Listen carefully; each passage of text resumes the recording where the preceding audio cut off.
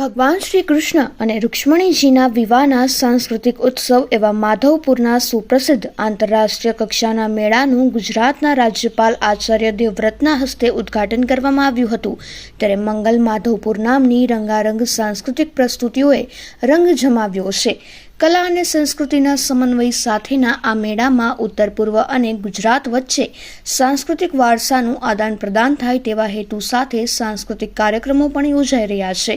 North ઇસ્ટના કલાકારો દ્વારા ગુજરાતના કલાકારોની સાથે મળીને અવનવી સાંસ્કૃતિક કલાકૃતિઓની પ્રસ્તુતિઓ થઈ રહી છે।